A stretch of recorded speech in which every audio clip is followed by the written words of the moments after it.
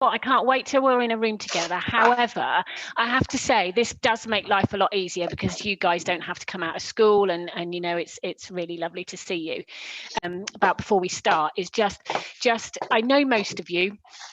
And I know that you know the team, so we're going to go around in a minute and do an introduction, but I just wanted to sort of like give you a bit of background on why we're here today. And the idea is we want to start running a best practice forum where we are sharing best practice ideas across the schools in the city, and we focus on one thing at each meeting that we all come together and we all discuss, and then we've all got some fab ideas that you can share and then hopefully take away. I know that there is the other meeting that Rebecca runs, which is I speak to Rebecca, Lynne and Sue, and we are deconflicting to make sure that we're not covering the same things. I think it's really important that we still carry on with the two meetings because they serve a different purpose. So what we've agreed, Sue, Lynne, Rebecca and myself, is that they will hold one of their meetings one half term and we will hold ours the next half term, and it's the other way around. I think we're going to go first, Lynne, if I remember rightly. We're not going to do one next term because unless we get to the end and you all go, that's amazing, we'd like to do another one, because we've got the Careers Leader Conference coming up in May. And so I don't want to sort of pull you out too much. So we will start from September, where we will hold a best practice forum on the first half term, and then the Plymouth Careers Leads meeting that Lynne, Rebecca and Sue run will be the second half. Okay, we will meet every term to make sure that we're not covering the same things, but I genuinely think there's value in both. What I'm really pleased to say is that because there's two now, if you can't go to one but you can go to the other, then that really helps, because that means at least you're going to one of them. Hello, lovely Sue, she's in. I love you, thank you. You're in twice, it freaks me out, but that's okay. So that's the plan. I want you to sort of own this forum. So I want your ideas on what we want to talk about today.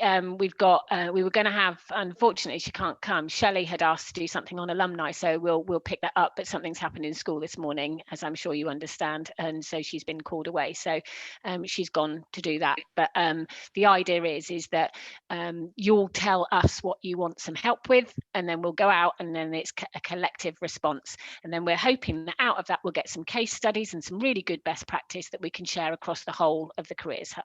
So that's the plan for this meeting going forward. So Simon, can you just put up the screenshot of the terms of the meeting, please? So this is just going to confirm. Yep. Go on, Lynne. Oh, you got your hand up. No, okay, good. So we'll send these out with the meeting notes, but it just says that's just confirming that we're going to share ideas and best practice in leading world-class careers in education. You guys do some amazing things, absolutely amazing things, and what we want to do is share that with one another. We want you to be able to network with like-minded careers leads in Plymouth, and I do think that over the last sort of 2 years, the network in Plymouth has got really, really strong for careers leads, and I think that, you know, you regularly contact one another if you've got any issues, and it's really lovely to see. So it's really good to be part of that. There's to gain support from the Careers Hub on topical issues and challenges. This is what I want you to tell me. What do you want help with? What do you want the others to tell you how they're doing something? And the last one is to celebrate and share the group and national success in careers education. We want to share all the good things that you're doing, all the successes, and we also want to make sure that the rest of the world know what's going on in Plymouth. So those are the aims of this group. So is everybody happy with that? Yeah. I'll take all those nods as a yes, that's fantastic. Okay, so that's just to give you some background on the meeting. So now I'm just going to go around so everybody can introduce themselves. Obviously, most people know me, but I'm Nikki Henderson. I'm the Senior Enterprise Coordinator for the Heart of the Southwest Careers Hub, and I'm responsible for all the schools and colleges across Plymouth and Torbay. So I have got some fantastic staff that work with me, so I'm going to introduce them one at a time. Simon? Hi everybody, most of you know me, but I'm Simon Wainwright. I'm the newest enterprise coordinator for the team, started in November, looking after 17 schools across Plymouth, mainstream schools. Brilliant, thank you. Caroline? Hi, I'm Caroline Stanmore, Enterprise Coordinator, now working with the Special Schools and Alternative Provisions across Plymouth and Torbay. Brilliant. And Claire. Hi, I'm Claire and I work now with 3 schools in Plymouth and schools in Torbay in the South Hams. Brilliant, lovely. So that's the 4 of us and we're the ones that are here to support you. So I'm going to go quickly around from what I can see. I'm going to start with Aoife. What's your name and where do you come from? I'm Aoife Ahern. I'm the careers lead at Brook Green's Centre for Learning in Plymouth. I've got laryngitis at the moment, so I'm struggling to talk, so bear with me. But yeah, morning everyone. Brilliant. And is it worth just very quickly, when you introduce yourself, just to say how long you've been a careers lead, please? Sorry, Aoife, just over 2 years. Yeah, brill. Okay, Helen. Morning everyone, Jarwood from All Saints Academy in Plymouth. Careers lead for I think 3 years and also including work experience for 3 years as well. Brilliant, lovely. Heather. Hi there, Heather Longford from Plymouth High School for Girls, and I'm the careers lead and advisor. Officially, I've been the careers lead for just over a year, unofficially forever. And I'm a careers advisor as well. I've been the careers advisor for 8 years, I think. Can't remember. So long, I can't remember. 8 years of joy. Yes. Heather, 8 years of joy. Indeed. Brilliant. Sarah Trezona. Hello, excuse me. I'm Sarah Trezona. I'm at Stoke Damerel Community College. I've been careers leader here for 2 years, and I've been a careers advisor for 21 years. 21. Lovely years. I don't look old enough, I know. No, you don't. That's what everyone's thinking. Brilliant. Veronica. You're on mute, Veronica. Yeah. Oh, technology. You're on. I know, all right. Yeah, hi, I'm Veronica Yeomans. I'm at Heel School. I've been a careers leader. I've done the course about a year or so, but I'm almost into my 5th year at Careers at Heels. Brilliant, lovely. Thank you. Sarah Sinclair. Hello, I'm the Senior Careers Officer at City College Plymouth. I've been sort of in charge of careers for the last 3 or 4 years, and I've been at the college what feels like absolutely forever in various roles. But you know everything there is to know about the college, so you're a great person to have in our group, so thank you. Lara, we'll come to you in a minute if that's okay. Sarah Newbury. Hi folks, Sarah Newbury. I'm the careers lead at Sir John Hunt School, along with a million other roles at the moment that are all COVID related, nothing to do with careers. But yeah, I've been doing a job for about 5-6 years now. And clearly our most glamorous attendee this morning, I think. Kirsten, hello. Hi, I'm Kirsten. I'm careers lead and education manager at Discovery College, part of the YMCA in Plymouth. I've been here for about 5 years, so yeah, it's one part of my role, but I do oversee the careers, particularly for our funded learners.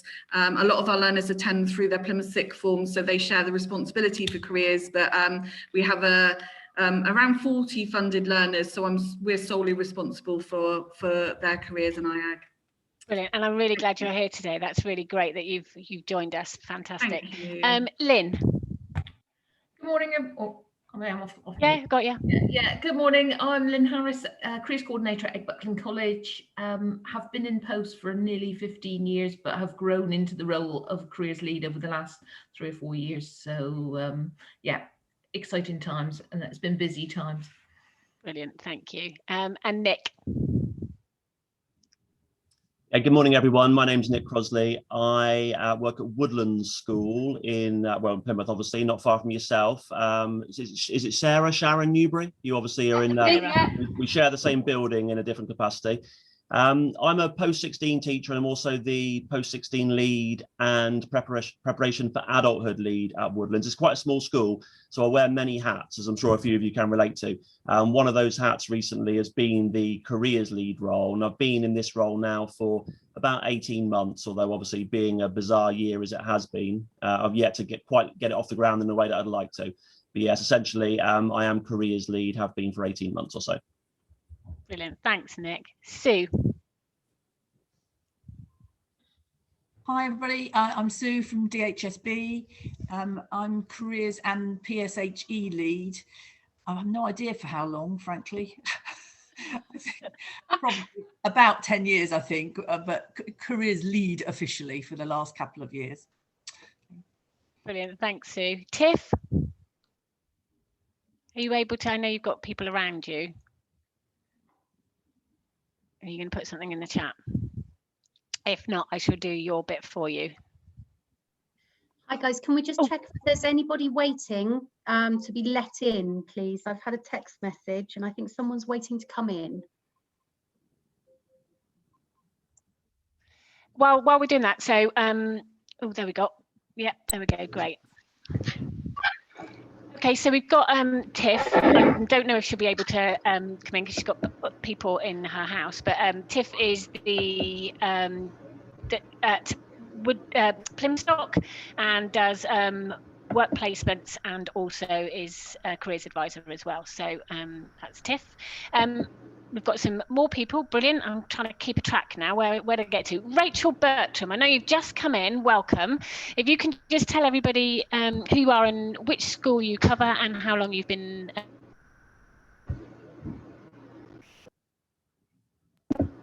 Oh, and she's frozen. Is that me? Sorry, just sorting my sound out.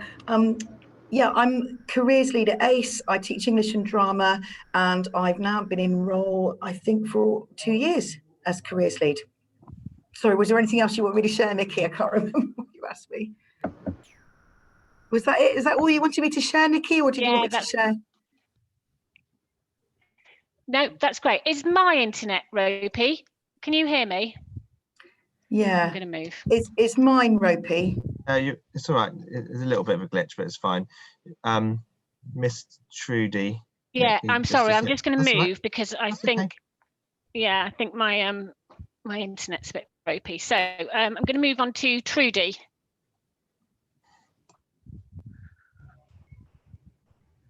Are you there, Trudy?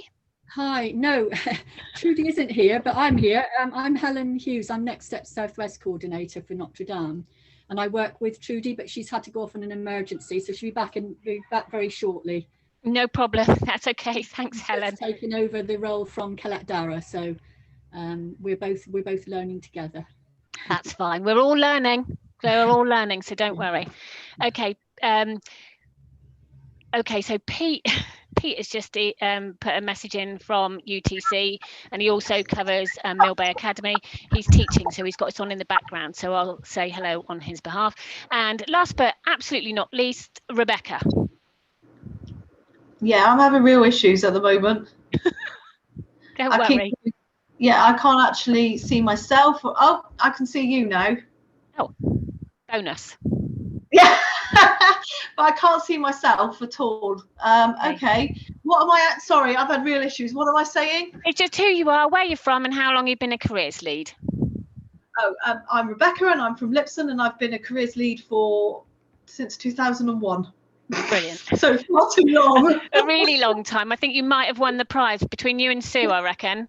And brilliant. Have I missed anybody? Have I got everyone? Peter, you've missed Nikki. No, I just said sorry. You might not have been able to hear me. Yeah, Pete's he's teaching, so he's got us on in the background. So Pete covers Millbay Academy and UTC.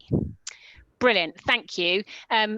It's really lovely to see you all and have you here with us today. And the guys that came in late, apologies for that. We have just very quickly gone over what this meeting is about, just to say that it's a best practice forum where we'll be setting one topic each term to talk about and bring some ideas together. Rebecca, I was explaining about how the synergy between the group that you and Lynn and Sue run, and how there's a place for both of them, and that we talk and deconflict and make sure that we're not covering, and that you'll do one half term and we'll do the other. So we've been through that already, but it'll all be in the notes anyway.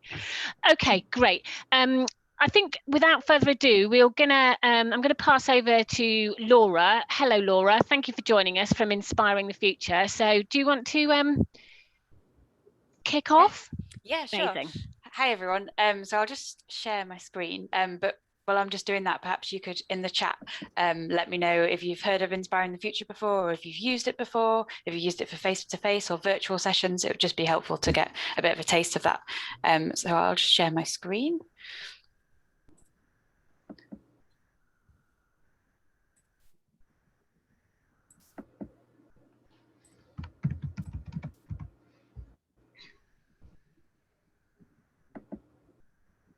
Okay, can you see my screen okay? Yep. Cool.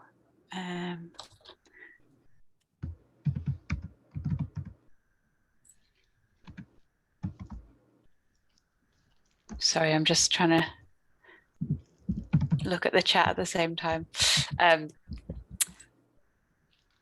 There's some yeses, some no's, some only just. Right. Okay. Cool. That's yeah, that's helpful to know. Okay. Cool. So I'll get started. So my name's Lara and I'm the Senior Schools Engagement Coordinator for secondary school staff and colleges. And I support careers leaders like yourself, as well as subject teachers, any staff at, directly employed by a school, to use Inspiring the Future to deliver employer engagement encounters that meet Gatsby benchmarks. So I think I've still got about a 20-minute slot. So I'll give you a short presentation, a bit of an overview of what Inspiring the Future is. And then if we have time, then we can do some Q&A, and I can show you a demo of the portal as well, if that's helpful. Okay, so what is Inspiring the Future? So Inspiring the Future is a free online matchmaking service for state secondary schools and colleges, and it allows you to connect to a diverse range of inspirational role models to deliver your employer engagement activities. So the idea is that you log on and it's easy and safe for you to connect with employers from the world of work.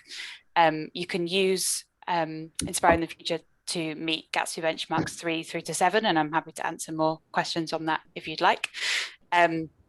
And you can organise a variety of careers encounters. Obviously, previously it was face-to-face, so that would be employers coming into the school, and now it's predominantly virtual. And I imagine that we'll kind of approach a blended approach as the summer commences, or going into next term as well. So school staff can search for virtual volunteers to provide employer engagement for students in school and at home. So if your students have to if bubbles have to self-isolate or go home for any reason, then they can still access virtual sessions. So that's one of the positives. And the aims of employer engagement, as I'm sure you're well aware, are to broaden young people's horizons, can link curriculum learning to careers. So that's why I mentioned subject teachers. So it could be that a geography teacher, for example, could connect with an employer that's specifically related to their subject and just embed that in a lesson, challenges gender stereotypes, and enables young people to make better informed decisions about their futures. So what are virtual encounters? What do virtual sessions typically look like? So this is just some screenshots. We've got some tiles here of different virtual volunteers we've had on virtual sessions over the last year, and I've just highlighted a few different roles. But the typical kind of format of a virtual session, what we find tends to really work well, is to start with maybe have a panel of 1 to 3 volunteers. Perhaps if you just did 1 volunteer, then you could go into more depth about their career journey and their job role. Each volunteer could prepare a short presentation, as I'm doing now, and speak about their career journey, what they might do in the day of the life of their job, and what skills are really important for their role, and what subjects were really important, what pathway that they took. You can really brief them as to what exactly you'd like them to talk about, and bring out certain things if you'd like.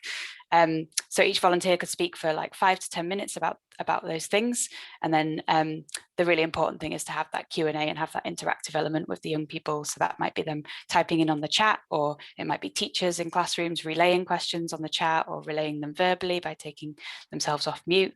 And there are lots of different ways that you can do that. And you can see on the screenshot there that we included a poll in a session that we facilitated. So we did, do you know what job you want to do? And that's just an extra thing to engage the young people. So I think one of our key learnings would definitely be to keep it as interactive as possible. But predominantly the portal is teacher-led, so it would be you logging on yourself and creating your own encounter, inviting volunteers, and then connecting with them. But of course, I'm here to help if you do get stuck at any point, and then happy to help. So, so how does it work? So, as I briefly just mentioned, so on the portal, and I perhaps can show you if we have time, there are kind of 3 steps to creating your encounter and connecting with volunteers. So the first step is to create your opportunity. So you can see here, I've put pathways into STEM virtual activity. So you put a title of the activity, you'd write a description, you'd write the date and the timings, you'd select the year group of the students. So all the information that when a volunteer receives their email inviting them to the activity, they can know exactly what it is, when it is, what tech platform you're going to use, any information really that they need to understand the activity and to be really engaged and excited in it.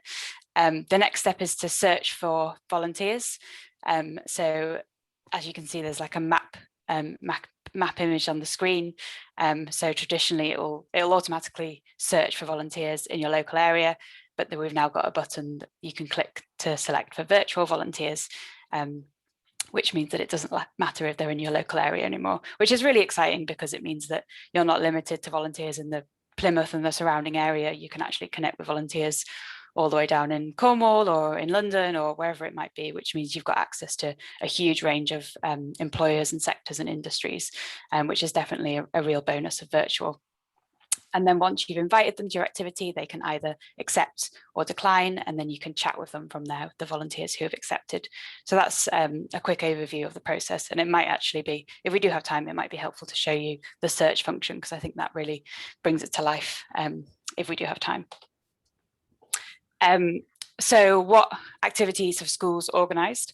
So as I said, it's a self-service teacher-led system. So that means that you can create your own bespoke event. So it really is up to you. We're seeing schools be really creative in what they organise. So it might be like a simple career chats, like the format that I mentioned, or it could be something like you know, virtual mentoring or virtual mock interviews. So schools have still been really creative in what they can do virtually. So you're not limited. We have like a suggested format, but it is up to you. So this is a school with year 10 students, and I was lucky enough to attend their virtual session. So they had one volunteer who was a project manager, and they just decided to have one volunteer for their session, just with one classroom of year 10 students, just until they felt more confident and streaming across multiple classrooms.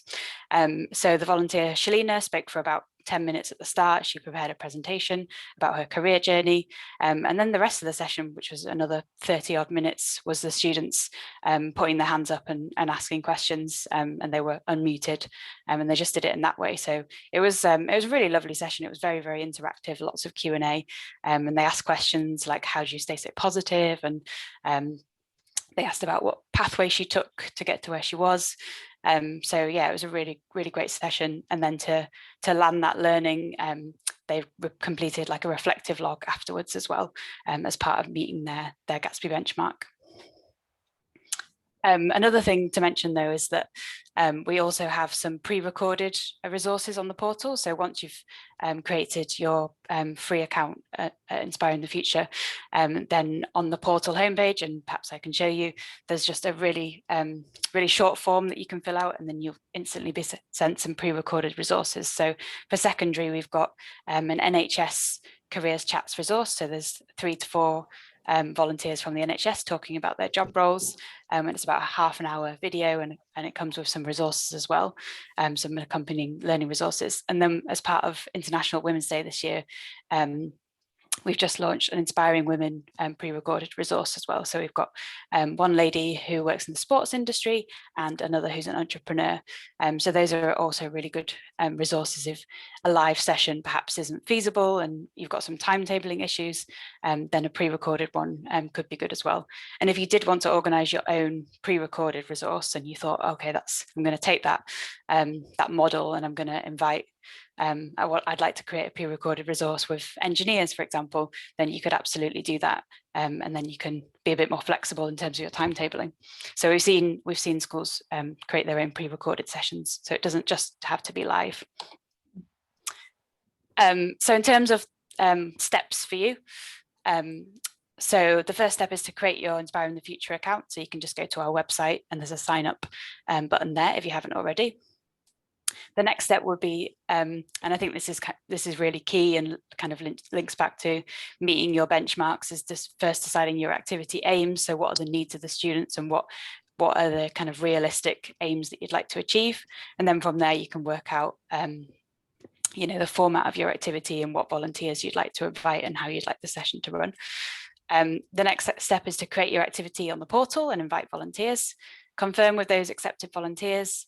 I'd recommend organising a test meeting with them, just so you have that reassurance that you know, the technology is going to work okay, and you can use that opportunity to have a briefing with them beforehand and perhaps hear a little bit of their presentation. I think that's probably a really important step. Make sure that you send them the joining link as well for the meeting, whether that's on Microsoft Teams or Zoom, for example. Next step, to prepare any students and staff. So are there other staff supporting? Are they dialing in at the same time? Prepare your students, so get them to think about what kind of questions they'd like to ask the employers beforehand, just in case they draw a blank on the day. Deliver your activity and make sure you reflect with the students afterwards. But there are lots of resources on the portal and I am here to help. So I'm happy to send Claire an email afterwards and share my contact details. And if you'd like to have, you know, a planning call with me, or you get stuck at any stage, then do get in contact. So as I said, we do have a range of resources, and there's some like how-to videos as well on the portal. We do also have some CPD webinars that might be helpful to watch. So if you go to our website, you can see there's 2 previous CPD recordings that go into a lot more depth on how to use the portal and go through different activity ideas. So they might be a good resource. We also have a webinar coming up on the 28th of April, and I can send information around afterwards. And it's all about meeting benchmark 6, so experiences of the workplace. And that's just a half-hour webinar, and you can register if you want to receive the recording afterwards or attend live. So that might be a good one to attend. And as I said, you're welcome to book in a call with me. So that's kind of it from me, really. I'll leave it over to you as to how you want to best use the next, I don't know, 5-10 minutes. I'll stop sharing my screen. Lara, that's really brilliant. Thank you. I know that some of you have said that you've used Inspiring the Futures. Has anyone got any really good examples of what they've used it and how it's worked? Who they've had in? Sarah Trezona? So when I first started in role, I was tasked to put on a careers day. And I used the Inspiring Futures website, and I'm not great with IT, but I found it really easy to use. And I had a number of speakers, really quality speakers that were able to come and support the students. So I found it really useful. And the fact it's gone virtual, I think is brilliant. It's really good. I think Lynne had said previously about the fact that, you know, now having a virtual world means that, you know, for the first time, your students that are sitting in either at home or at school in Plymouth can actually attend or see things that are happening in London or Glasgow or whatever, and it's really opened the world up. And I know that you know, going forward, there's a lot of discussion around what the world of work's going to look like. There's going to be a lot of this going on. It's going to be blended, isn't it? There's going to be a lot of virtual, and you know, don't get me wrong, can't wait to have a cup of tea with you all and come and see you face to face. Really have missed that, but there are times when actually this is a better option, and I think there'll be more of this going on as well. So brilliant. Has anybody got anything else? Lara, could you, in a really Thank you, Sarah. In a really brief couple of minutes, because we've got Emma here who has asked if they can speak a little bit early because they've got another meeting to go to. So have you got just a couple of minutes to show the portal, but literally a whistle-stop tour? Yep, no problem.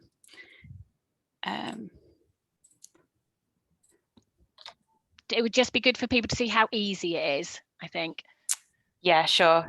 Just stop me when you're ready to move on. But okay, so this is just my test account on the portal. So this is what your homepage would look like. And as I mentioned, the pre-recorded resources, so you can see the NHS secondary and the Inspiring Women one. You just fill out that short form and then you get sent an email with the resource instantly. So those are really good ones. I'll just show you this. So I click search for volunteers. And something I didn't mention is there are lots of ways that you can filter for different volunteers. So it's not just by sector, that you can be a little bit more specific than that. So automatically it comes up for volunteers in my local area. So it's set to my work address in central London, but obviously it would be set to your address. It's just being a little bit slow, but okay. So I'm going to click virtual volunteers and click search again. And I find we don't really need the map anymore because they're all over the country, and we're going to go to the list view. And there should be, just takes a few minutes because there's quite a lot on there. There we go, 9,352. So there's a lot of virtual volunteers available. Obviously, we're not expecting you to go through that list. So that's where your filters would come in. So you can filter by sector, as I've mentioned. So aerospace, aviation, healthcare, engineering. So you can put in that sector search and click search again. You can filter for volunteers who can talk about apprenticeships, who have selected that they can speak about specialist topics. So inclusion and diversity, working with disability, gender, recruitment skills, whether they took a vocational route or not, specific subject links, and volunteers who can speak certain languages as well. And we've just added a new filter by job title. So for example, if I put in actor, then you can see we've got a few actors here. So there's Tom Petty, who's an anaesthetist, I can never say that word, and actor. So if I can click on view profile and read a little bit more about Tom. And he sounds quite strange to be an anaesthetist and an actor. Yeah, there's some really interesting people on there. Sometimes I just have a little browse. And essentially, if I like the look of a volunteer, then I can click add to shortlist, and then they're like adding them to my basket, if you like. So you can use those filters and add volunteers to your shortlist before inviting them to your activity. Does that make sense? Does anyone have any questions about that? It does look really simple to use, and Sue has put in the chat, and I know Caroline's responded, but yes, we'll definitely give you Lara's details. And I think that, just confirm, Lara, this is free for all schools and colleges? Yeah, all state schools and colleges, and you're not limited in the amount of opportunities you create as well. So it can be part of your careers provision throughout the year. It doesn't have to be like one-off activity as well. Brilliant. I think it's fantastic. Has anybody got any questions? And you can also say, I can also say as well that you can have multiple staff join for an organisation. So if you wanted to have a careers leader as well as a few subject teachers, then there's no limit on that as well. Brilliant. That's great. Thank you ever so much, Laura. I think that's been really, really helpful. And I can see people making lots of notes, which is always a good sign, I think. And when they ask for your contact details, that's always good. So Lara, what we'll do is if you send the stuff through to Claire, then we'll make sure it's attached with the minutes so that everybody's got access. But that's really helpful. Thank you. And thank you for your time this morning. No problem. Lovely to meet you all. Thanks, guys. Thank you. Thanks, Lara. Okay, so we've now got Jo, Lacey and Emma Hewitt with us from Plymouth City Council. They're just going to give you a quick 10-minute run through on the new youth hub for those that haven't heard about it. So guys, over to you. Simon's got your presentation, Jo. Thanks. So if you just want to let us know what you want us to do. Emma's all over it, don't worry. Well, you say that. Goodness knows, me and Zoo, good mix. But anyway, I'll see if I can share it or not. Don't quite know what I'm shared there. Me. I've shared you, right? Okay. Emma, Simon, you might. Emma, just to say, it's if you've got a video with sound in it, you need to check the button that says share audio as well. Do you want to flash it up, Simon? Because I'll happily do it, and you just say next slide. Is that all right? Yeah, that's fine. Thank you. No problem. No problem. Probably safest. So good morning, everyone. I'm Emma Hewitt. I'm the skills lead at Plymouth City Council. And Jo, do you just want to pop on and introduce yourself? Yeah, absolutely. So I'm Jo Lacey, and I've been seconded from City College Plymouth to be the Youth Hub Coordinator for the Skills Launchpad project. Thank you, and thanks for the chance to join you this morning as well. It's really timely because I think, especially now thinking ahead to the school leavers and kind of what their next steps might be, it's probably timely to catch up. So some of you will remember all the excitement of last year when we launched this initiative back in August 2020 in a bit of a rush to help our school, college and university leavers back in the end of last year. So it's moved on great guns, and today is just an opportunity to bring you up to speed with those developments and making sure that we are sharing all the right messages with you, obviously in terms of our target audiences as we go forward. So just to say that Skills Launchpad Plymouth is the city's one-stop shop for skills training, education, careers and jobs. We have our website there, which changes every day. So please do keep up to date with what the latest news and events is around that. And within Skills Launchpad Plymouth, there are actually 4 hubs. So Simon, if you don't mind clicking the next button. So the first one of particular interest to this conversation is through our Youth Hub. This is all focused on our young people. We're particularly looking at those with additional needs, 16 to 24, and how we can support those young people on their next steps.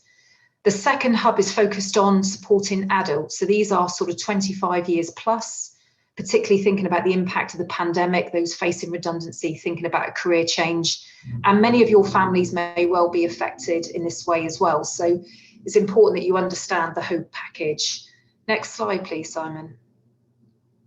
The third hub is focused on our employers, because with the same respect that local people may find the home landscape really confusing, particularly in these changing times, we're working very closely with employers on how we help them better navigate skills and employment. So thinking about initiatives like apprenticeships, traineeships, kickstarts, what does that actually mean to our local employers, and how can I take on apprentices? How can I upskill my current workforce? So we're doing some work with our leads in the city around that part of it, and through that we hope that we can grow those opportunities by helping those employers and making them feel more confident, particularly in supporting young people. And the fourth hub is our education hub. So thank you. And some of you may well have dabbled in this through the recent British Science Week, where we supported over 175 schools on particular focus on the health and care sector. So our vision for this part of the hub, and again, we're working closely with colleagues, including the Careers Hub, is how can we as a city provide you with some career-informed curriculum that links to all the real-time labour market intelligence about what's happening in the city today, and how can we work with children going right back into the primary system, right through school, college, university, the education system, and support young people on those career options, particularly related to in and around the city of Plymouth. So we're working on pulling together all of those resources in one place as well. And much of this exists, and some of it we want to create some bespoke materials to support our local employers and sectors. So those are the 4 hubs within Skills Launchpad Plymouth. Next slide, please, Simon. So with reference to the online portal, our virtual service, when you drop into the Youth Hub, you land on this kind of page that is supposed to welcome you, talk about the purpose of the Youth Hub. And then the next slide, Simon. Thank you. It then drops down into 3 sections. One's very much focused on that young person, and it's about the mental health wellbeing support, the agencies who can help, the places to go and people to talk to, because we recognise, particularly with the additional impact of the pandemic, this is rising problems, and we want to support our young people to get them in the right headspace before we can talk to them about things like apprenticeships or degrees or whatever we want to have the conversation about.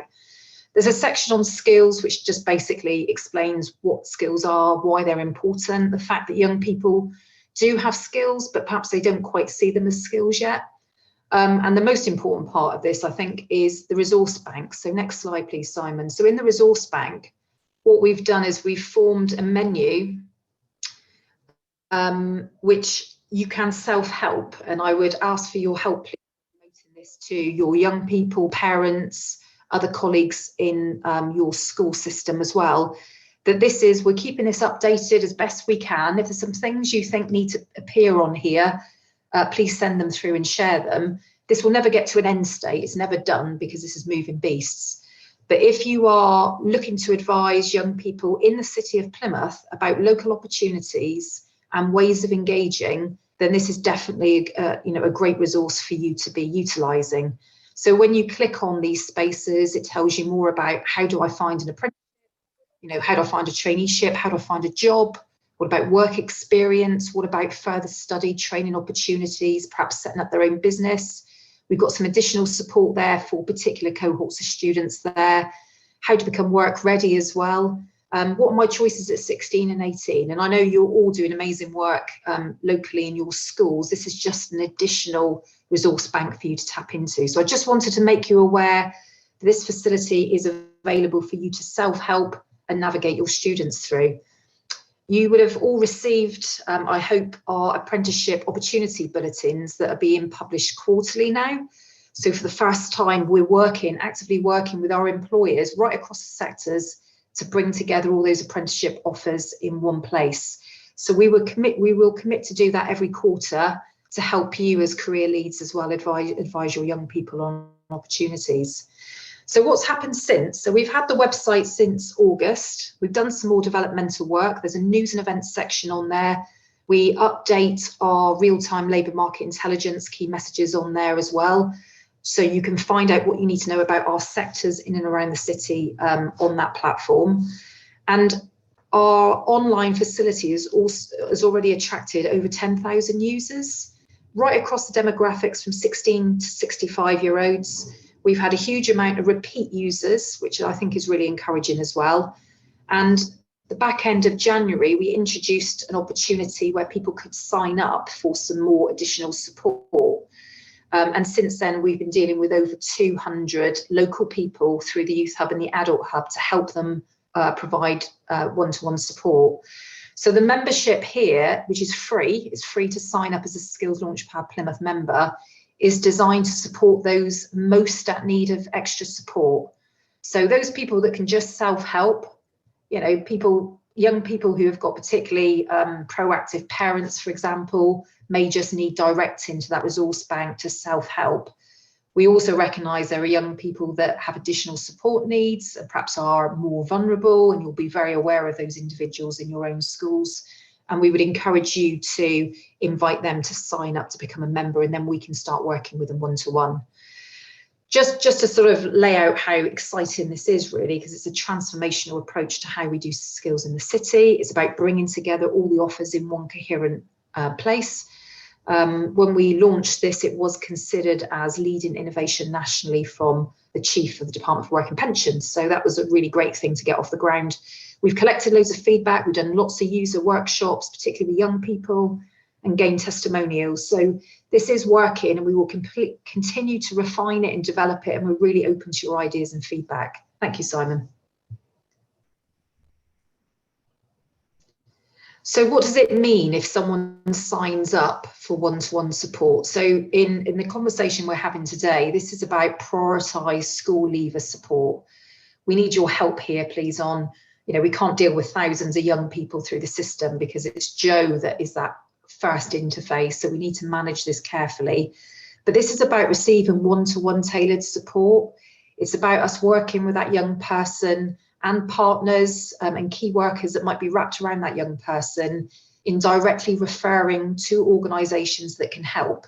So whether that's mental health and well-being, whether it's about possibly not so much for the younger ones, but debt management, housing issues, and how we can actually work towards improving skills and building confidence for the world of work.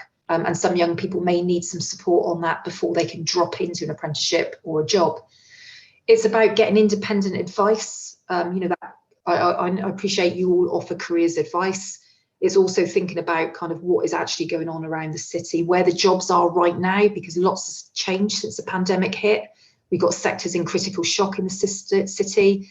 We've got high growth areas. We've got job vacancies and skill gaps we can't fill. So if we can inform our young people and encourage them to take steps towards those positive growth areas, then we stand a fighting chance on helping them. And it's also about matching those young people with real opportunities, you know, depending on what their areas of interest are, into employment, apprenticeships, traineeships, kickstarts, work experience, and the list goes on from there. So it's very much that individualised, tailored support. And I would urge you to think about the young people in your schools who would best benefit from this level of intervention, and please do encourage them to sign up. Thank you, Simon. Next slide. So where is this all leading, and why is it different perhaps to what we've had in the city before? Well, as I said, for the first time, we've pulled together all the different providers, all the different skills agencies, the different players into kind of this ethical front door mantra that is talking about putting that individual at the heart of the experience. And rather than kind of, you know, you're a young person, here's an apprenticeship, apply and get on with it, we very much want to work with those young people and their families as necessary, and their key workers, on taking them through a complete process of orientating them. You know, if they want to be basket weavers, we need to subtly, you know, direct them that we don't need basket weavers in the city of Plymouth. However, we need engineers, we need health and care workers. We've got opportunities in all sorts of sectors with real great progression routes. Most vacancies for apprenticeships are in construction. Construction is really wide, and so much wider than I expect a lot of our young people fully understand. So we can work with those young people on that piece to give them an informed choice, not telling them what to do, giving them an informed choice about what they might want to consider next. And then moving them into assessment, kind of where they're at, how we might want to give them some additional support, whether that's maths, English, digital skills, you know, interview preparation, CV practice, anything that might help them take their next steps and come up with an action plan. And that action plan can very much, you know, from a school point of view, you know, if you've got engagement support that you want to provide that young person, you know, very happy for you to be part of that planning process as well. And how we move that young person into a transition, you know, whether that's into employment, training, education, whatever that might look like. We also plan to monitor those destinations and the impact. So it's pulling everything together. It's not putting people on courses for the sake of putting people on courses. It's about getting young people on the right pathway to where they want to end up, particularly if there is a bit of disruption because of the impact of the pandemic. So we want to move young people through a place of sort of hope. You know, many young people we know are struggling with mental health, and they've not done their exams. It's not been a usual exit from the school education system, sadly. And we want to take them through a phase of bringing hope, getting them motivated, getting them engaged in the world of work, thinking about taking some positive action, and then into recovery. And all the way through this, we're working on the demand side. So working with obviously colleagues across the local authority, with DWP, our local employers and our sectors, our chamber, FSB, you know, really where the jobs are today, where they're going to be in the future, and how do we get our young people best placed to move towards that in a positive way. So that's our kind of Plymouth model. This isn't a lifted model anywhere. This is our model that's being held up as national good practice from DWP now, about really adding value for that young person and keeping them wrapped around in a well-supported, warm handover kind of process.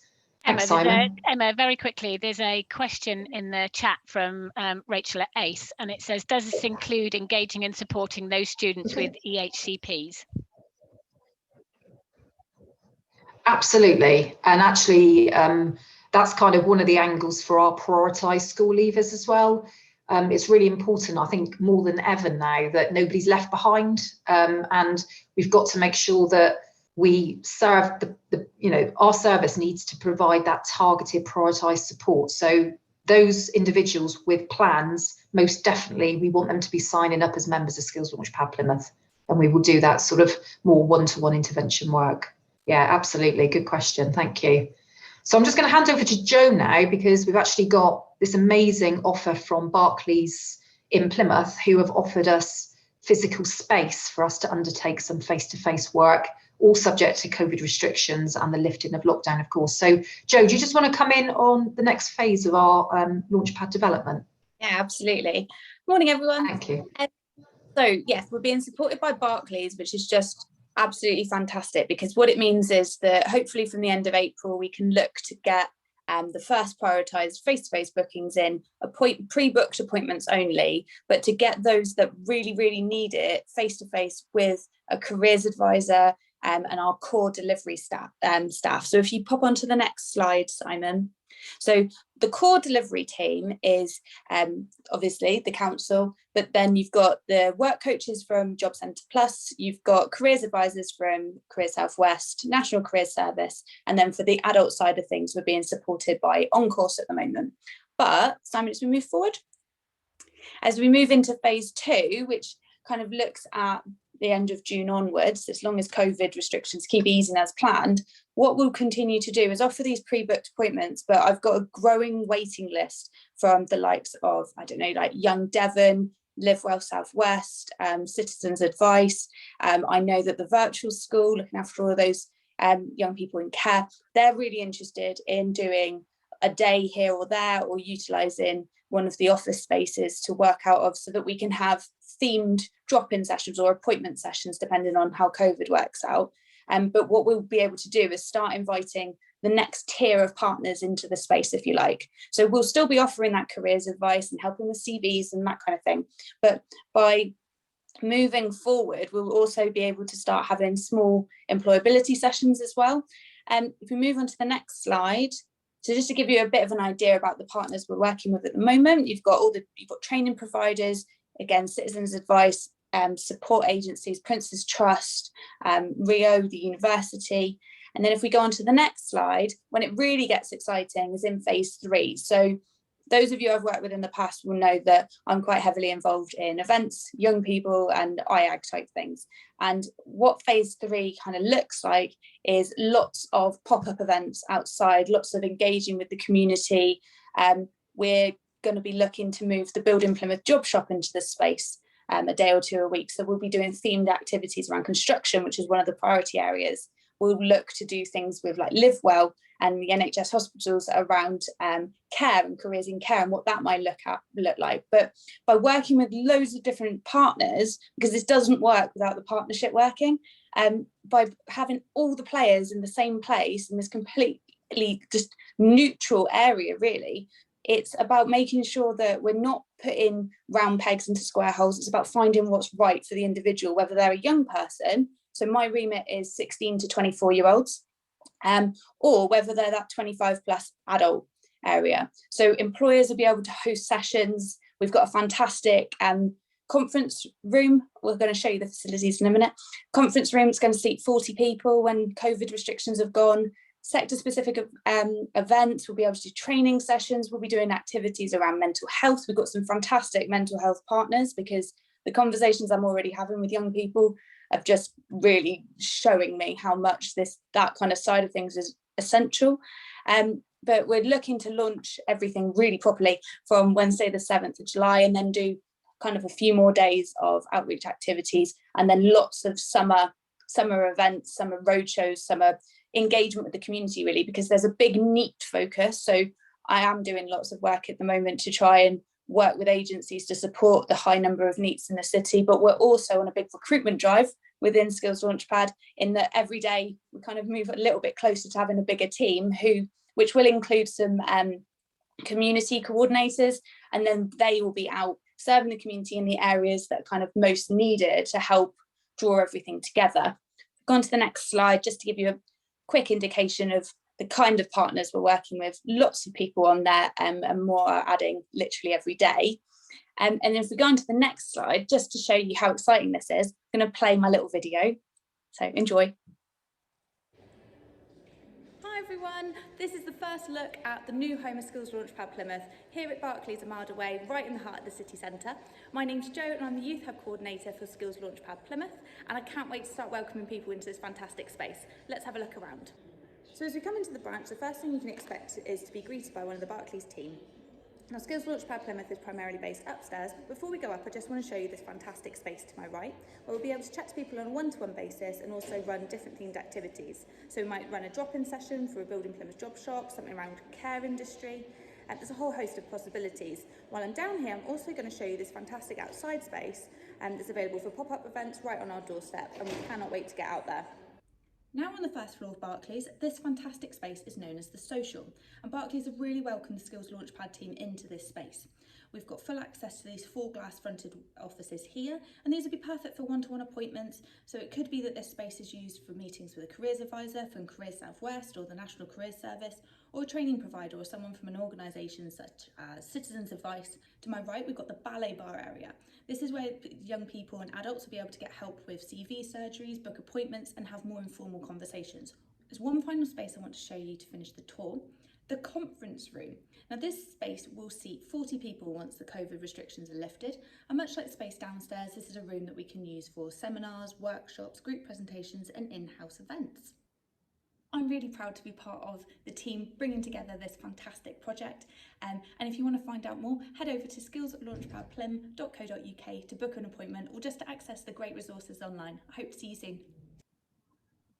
There is nothing like watching yourself repeat everything you've just said on a screen in front of people. I think that you have got a career in showbiz. Honestly, that was amazing. I do on my own. Thank you. Through the keyhole. If we pop on to the last slide, please, Simon. Ah, funny.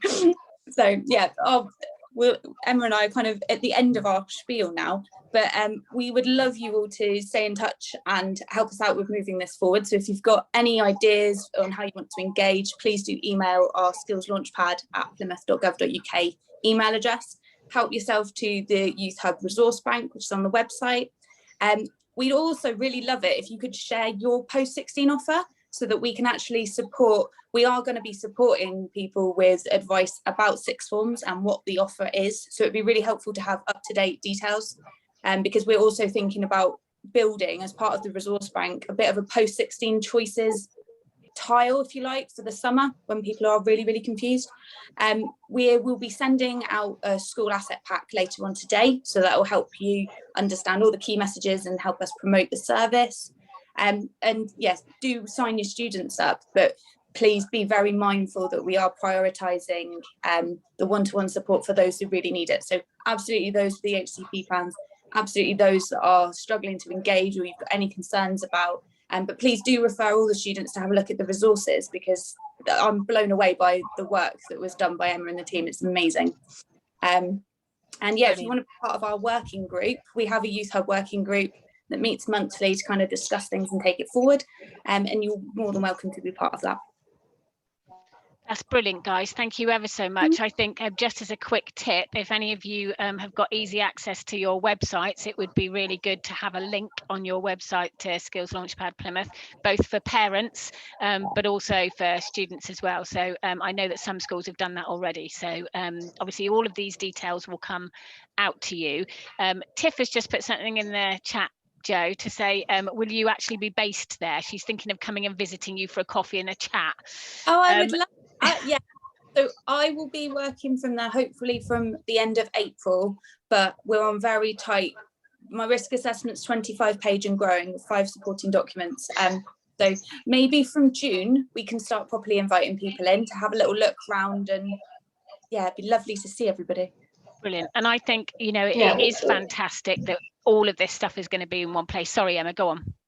I'm just conscious of time. I was just going to say that we've actually been blessed with our own Skills Launchpad Plymouth office in Barclays Bank, would you believe it? So Joe, as our Youth Hub coordinator, will be predominantly based there, and also our Adult Hub coordinator, who we're recruiting for at the moment, will also be there. So we'll be very much integrated. We'll have reduced bookable appointments only to start, as we've explained, but we will grow that.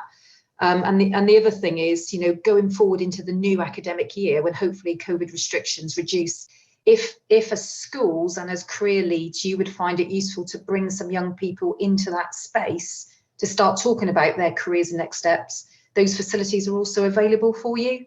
So the sooner we can get young people engaged, I think, and motivated on their next steps, the better. And also just to confirm that now I'm going straight into a Plt briefing meeting. So, you know, head teachers will shortly also be up to speed with everything we've talked about this morning.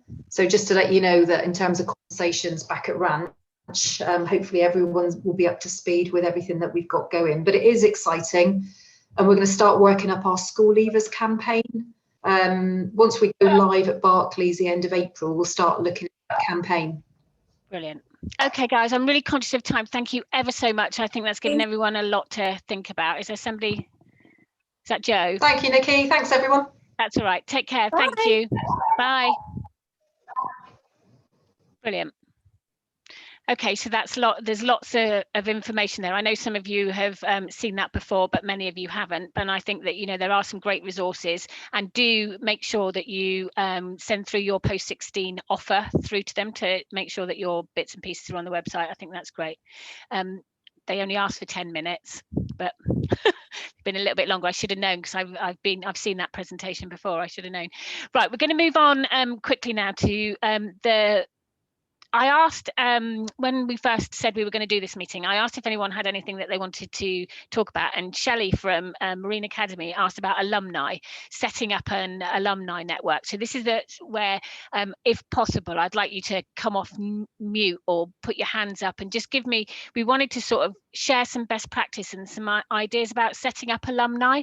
And I know that, you know, destinations data is a hot topic for Benchmark 3. There is some work being done on that, which I can't share with you, but I think it's exciting, and I think we might have some good news coming for you shortly. However, I think that if we can sort of like come up with some really good ideas around alumni, if anyone's setting stuff up, it would be good to share, and then people can go away and maybe start thinking about your year 11 and your year 13 students now, how you can keep in contact with them. So does anyone want to kick us off? Has anybody got an alumni network?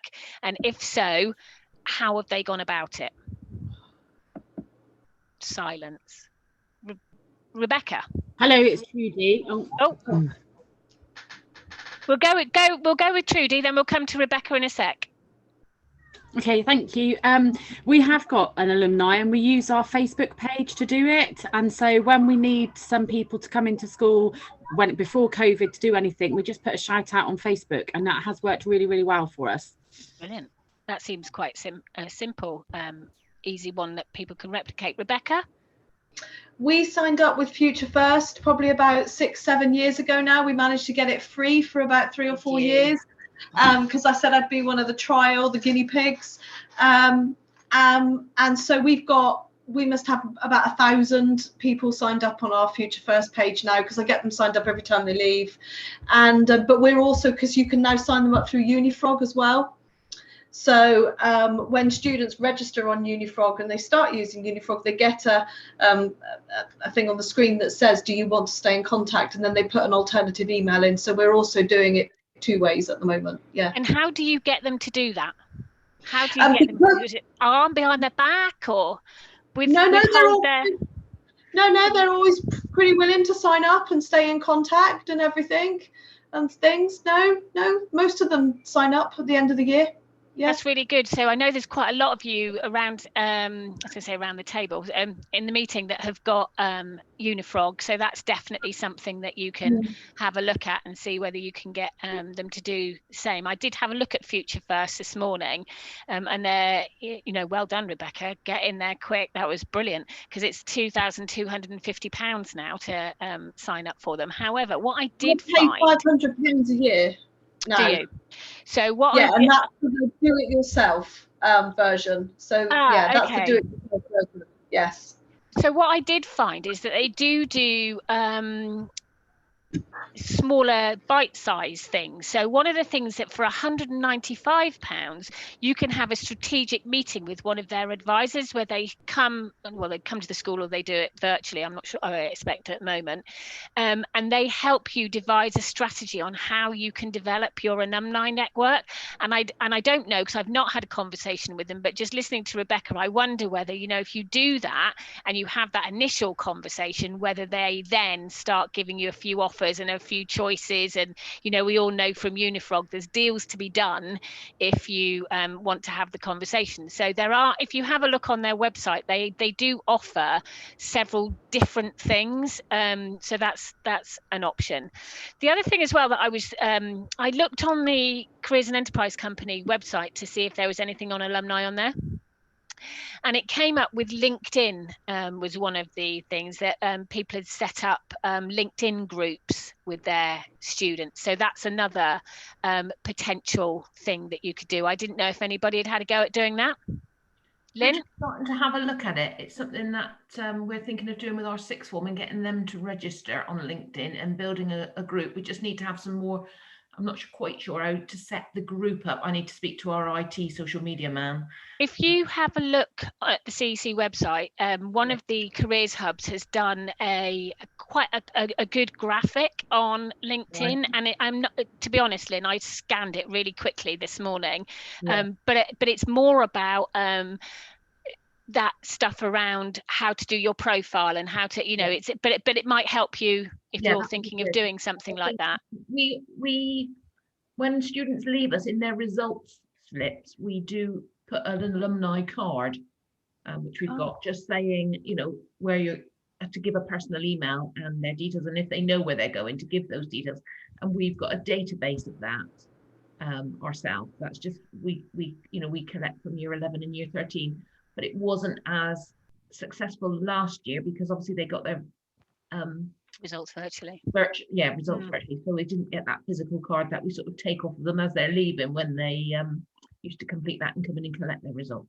It's a good idea though. That's a really simple idea if you can get them to fill that out. Yeah.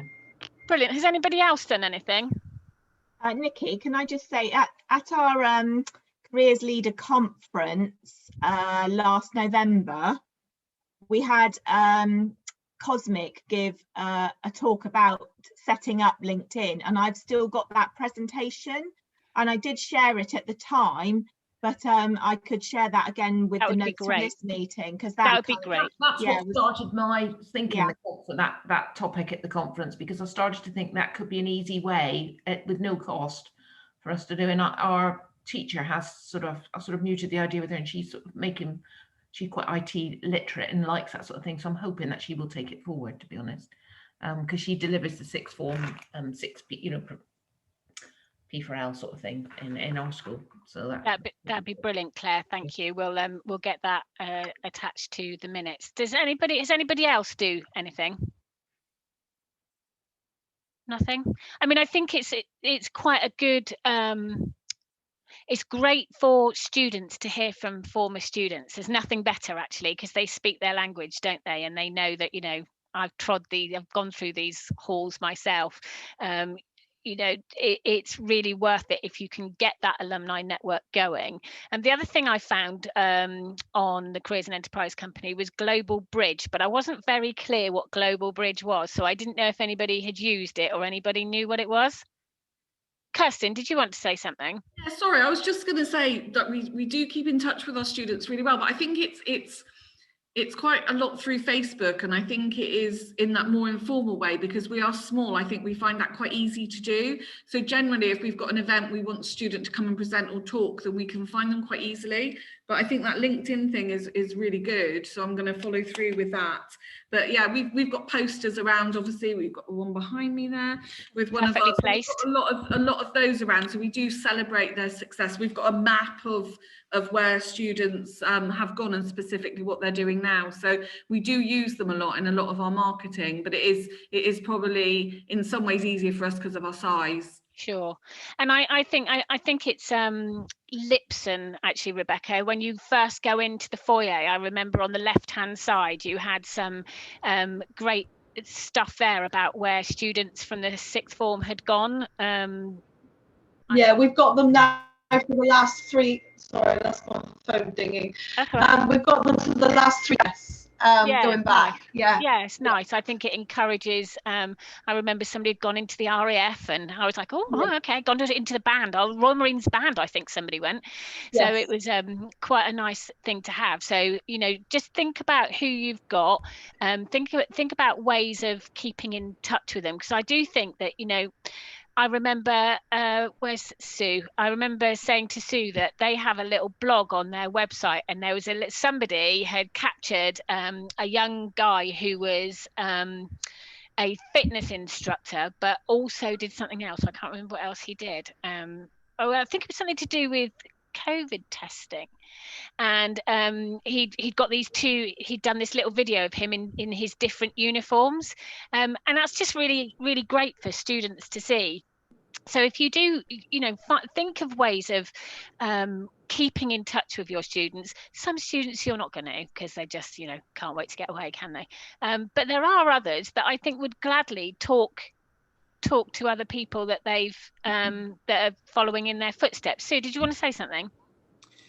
Not really, no. I was just saying we have a Where Are They Now area on our website that tends to be the old boys that have done well, that want to show off a bit, write a little bit about themselves, and it goes on the website. But if I'm just looking for, well, pre-COVID, I used to do an event for alumni, recent alumni that were still at university or had recently left university. And I used to just put a general call out really on Twitter, because we're quite a Twittery school. And I used to get usually about 20 or so of them come back, and they used to just they used to talk for 2 minutes each about the subject they were studying, the uni they were at, what they wished they'd done differently, that kind of thing. And that was really effective, because they didn't have to prepare a long presentation or anything. They just came and spoke. But obviously we haven't been able to do that for a couple of years, but hopefully maybe next year.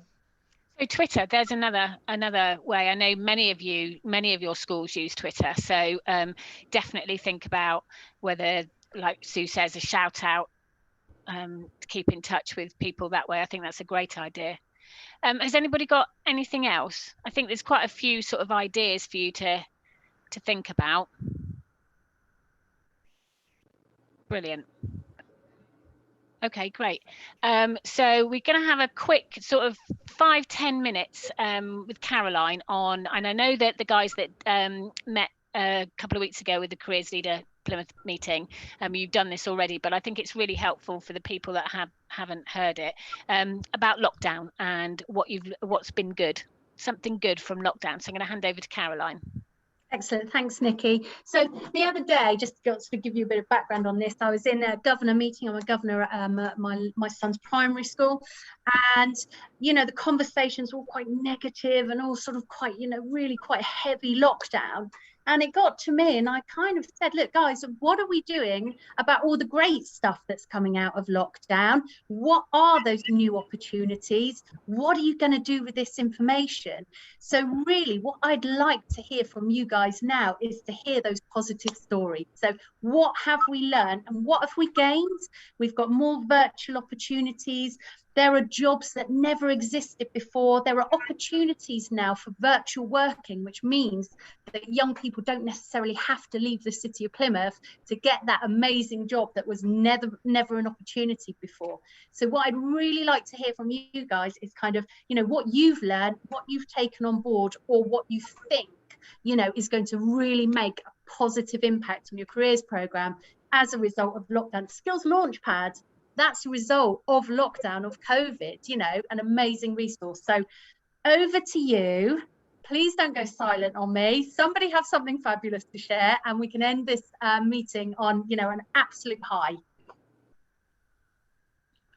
Hi, I was just gonna say one of the keys that I always focus on, one of the key skills is resilience, and I think that's something that, you know, we've always been concerned about with our young people having. So one of the things that I'm doing with my young people when I meet with them, with our students, is just saying to them, you have just got through 12 months of one of the worst experience of our lives, and you're still here and you're still studying, you're still learning. So it's, for me, it's focusing on the resilience that they will have developed through the last 12 months and really making sure that they understand and appreciate how well they've done to get through it. That is amazing. That's a really fabulous example. And actually, that's one of the key words that people in business are now looking at, resilience. And, you know, before, although it was, you know, a buzzword, if you like, it wasn't taken as seriously as it is now. And, you know, we need to be making sure our young people understand they are resilient. And you're absolutely right. And Tiff, brilliant, increase in digital skills, students and staff alike. So you guys have made massive roadways. They may have been a bit bumpy on the journey, but in going digital, in having Google Classrooms or whatever platforms you're using, in your students now having their own Google Drives whereby you can drop information in, or, you know, so absolutely amazing. Aoife, you've got your hand up. Yeah, going back to what Kirsten said about resilience, we've been open all the way through for our vulnerable students. And actually, it was quite nice to get to know them in a different sort of environment, because the emphasis wasn't really on the academic side of things. It was basically just sort of getting them through it. And again, it was looking at the sort of stripping everything back. And I had sort of reverse of what experience of what you had. I had to report to the governors this week on careers and lockdown, and actually they were blown away by the positivity, because they were expecting me to be really like negative and talk about, you know, all the sort of things we couldn't do. But actually it gave us a chance to look at things from a very sort of simplistic perspective, I think, because we weren't sort of, I mean, as much as we were sort of bombarded with some of the information and things we could do, actually sort of every day and nuts and bolts of it was, you just had to go in and see how we got on with the students and work with them and see where they wanted to go. So I think sometimes we look at the sort of the bigger picture too much. Sometimes it's about stripping it all back. Brilliant. Sorry, I'm struggling with my No, throat. bless you. I know. I was like, oh, that's no, absolutely. The joys of teaching with a mask and teaching PE with a mask. So it's really struggling. And never have a pasta for lunch and then put a mask on. That's a lesson learned. To all you out there, don't do it. Absolutely. Aoife, I mean, I know I truly believe my relationships, which were amazingly strong anyway, have become even stronger. And as you say, that kind of insight into the more personal lives of people, actually, whereby, you know, most people have met my son now. He's not here now. I'm looking for him like he's here. He's not. Most people have met my son. Most people know sort of what my house looks like. We've got a conversation piece. It just is slightly different. And yeah, I think you're absolutely right. Stripping back that sort of structured approach and going more on that personal approach actually is what those students needed right there and then. Absolutely brilliant. Is your hand still up, Aoife, or we're down? Hand down. Hand down. Hand down. Okay. Anybody else? I can't see everybody, so my apologies. I was just going to add. I think Nikki covered it a bit earlier, but one of our students has done a virtual experience with a London fashion company. She wants to become a fashion designer. That experience probably wouldn't have been there before COVID. And so being able to share things with students and pushing them to apply for stuff that they may have thought inaccessible before is important. And one of the other key things I think is work for us, we do interview all of our students who are leaving the school and they think they're going to go off and do apprenticeships from year 11, and actually meeting with them via Teams meant I had to have a parent involved, and actually engaging with parents was far better and a little bit more enlightening, because once you start stripping it back to the parents, actually this is the complexities of finding an apprenticeship, particularly in the current climate, and they realise that they do need backup plans and they do need to think of something else, whereas young people just think it's going to be their land in their lap.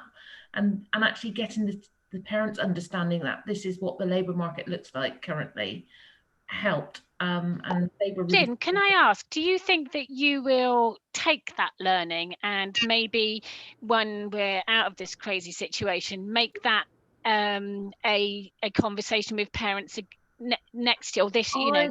I'd like to think so, although the majority of it, as I was working from home, I was able to sort of balance my working day, and it extended into the evening because that's the way it was. Whether when you're working in school all day and then you want to go home and do a load of parent evenings in the evening, because it does go on quite a long time, we'd have to balance that out. But I would be certainly happy to meet with parents like in that forum again. And I know from schools' parents' evenings have, they've had better attendance through Teams than they would if they're asking parents to come into school as well. So I know that's been a positive. It'll be interesting to see what happens with that going forward, whether, sorry, Caroline, to see whether they do sort of like change the approach to parents' evening a little bit, maybe. Yeah. And definitely parental engagement has been far greater, and there's a real opportunity there to utilize those relationships now as well, in terms of building your connections and most importantly understanding what their needs are and what information they're getting, because if they're just watching the news, it doesn't sound particularly great, but if you're actually looking at what's going on around us in the immediate, it's quite a different picture. And I think now as well, because working patterns, we're never going to go back to the way we used to work previously. It's not for people like Nikki and myself and people that aren't in a set location. A lot of what we do now will be digital. A lot of our parents will be working similarly, so the need to have an evening meeting will not be so great for a lot of our parents out there, and hopefully we'll be able to keep that engagement going through digital meetings. Brilliant. Great. I'm just really conscious of time, and I'm determined that we're going to finish on time. Is anybody, Rebecca? I'm not sure if you've come off mute. Is there something that you wanted to add? I was only just typing actually in the chat. If we just wanted a positive, it wasn't very positive at the time, but we had an Ofsted monitoring visit for 2 days online, which was great. Yay, Ofsted in lockdown, and they were looking at our virtual provision, and careers came out as a real strength, so that was really good. Yeah, well done. Brilliant. I think the careers space actually has done very well in lockdown. I think it's opened right up, and it kind of leads me really nicely onto my very last bit about we've got any other business. I just wanted to sort of reiterate what we've got going on as a hub. We've got the Which Way Virtual Careers Fair, and we'll put all the details out with the minutes. If you haven't signed up yet, do sign up, because I believe the schools packs either went out yesterday or have gone out today. So that's all the resource packs that sit around the careers fair, all the activities that the students can do beforehand. So at the moment we've got, I think, about 40 employers signed up, and as you'll know if you have signed up, there are different sessions. Some are there's activities that employers are doing. We've got panel discussions, we've got all sorts of things going on. There's evening sessions. So over 3 days, 27th, 28th and 29th of April. So if you haven't signed up yet, please do check out the Careers Leader newsletter as well, because that'll have the details in it too. We have got a Careers Leader conference in May. I want to say the 12th. I'm looking around my team. Is it the 12th or the 18th? 18th. Thank you very much. Claire is responsible for that. So Claire, I don't know if you just want to give a quick shout out of what people can expect from that. Yeah, just very briefly. It'll run similarly to the conference that we did back in November. So it's on the Hopin platform. We've got some speakers listening to feedback. People wanted to hear more from school leaders and from careers leaders. So we've got some really good speakers and some young people as well talking. But this time a little bit different. We've got some workshops. So just a bit of CPD for you guys. So we've got quite a few different employers who are going to be running some workshops, one around assessment centres. So something else about curriculum in resources that will help with careers in the curriculum. So yeah, all sorts of different things. So really hope that you can join us in May. Brilliant. And we'll put we'll put a link in with the notes. And finally, we've got some insight days going on. Basically, we've linked in with Speakers for Schools on the virtual work experience. Other platforms are available, by the way, I have to say that contractually. But one of the things that we're looking to do is some insight days. So we've taken the month of July, and every single day in July there will be some activities on the Speakers for Schools platform that are only open to Heart of the Southwest schools. Okay, so you need to register on the platform to do that. At the moment we've got all but 3 days, I think, filled up, and we're now hoping that we're going to fill those and actually double the amount of stuff that we've got going. So there'll be some information coming out to you. But there's all sorts of people like Fire and Rescue, Wessex Water. There's some great opportunities coming on, and it's going to be on a first come, first served. And some of them will take 250 students, others will only take 50. So do keep an eye out. If you haven't registered on Speakers for Schools, do so, because these insight days, if you aren't able to do virtual work experience, these will be some really good two-way activities that students can do. Okay, so those are what we've got on offer. Has anybody got anything very quickly? I know a couple of people have had to leave. Has anybody got anything very quickly that they want to add? Sue. Hi, yeah, I just wanted to ask quickly about Speakers for Schools. I've been advertising the opportunities for our sixth form. I'm not allowed to do it for the younger ones at the moment. And I've had somebody apply now, and Speakers for Schools have asked me to fill in a recommendation. How are other people dealing with that? Are they getting the child's tutors or teachers to fill that in, or are they doing it themselves? And also that you have to sign something or tick something to say that the child has parental permission. Just wondered how people were coping with that. Hi Sue, it's Rebecca. Because I have contacts with sixth form myself, I do the recommendation myself. So I have done recommendation myself, and I have then emailed parents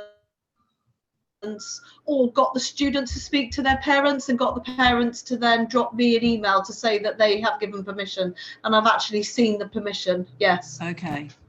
Any other differences? Yeah, so we do actually need an email from the parent to say, okay. Well, I like an email from the parent. Yes, that's a personal thing. So yeah, I like an email. I like to have either I've spoken to the parent or I've got an email from the parent. Yeah, or yeah. I wish I'd known about that in advance, because Speakers for Schools didn't mention that, I don't think, in their original blurb, and so it's taken me by surprise a bit. And of course, we had very late. You know, there was a date that was crucial that we had to get it all in by, and it was all a bit hectic, to be honest. So Veronica said that she's done the recommendations herself. She emailed the information to the parents in the first place, so that covered parental permission. The other, and I know Sarah, she's had to go, Sarah Sinclair, they've done a lot from City College Plymouth, so you can always ask Sarah, and she'll help you, I'm sure. Thank you. Guys, I'm really conscious of the time. That is brilliant. Thank you so much for your time today. I'm sorry you were talked at for half an hour. The idea was that we were going to break that up, but they had to do PLT, so we had to move it around. I hope you found it useful. If you want anything to be discussed at the next meeting, please do let us know, because the more things that you can give us, the more chance that we've got to make sure that we're actually fulfilling your requests and your needs and helping you guys. So we'll put some notes out, and there'll be links to all the stuff that we've got going on. If you haven't signed up for anything, please do, and if you need anything, you know where we are. Simon, Claire, Caroline and I are here to help you. So thank you guys. Take care now. Bye. Bye everyone. Bye. Thank you. Bye everyone.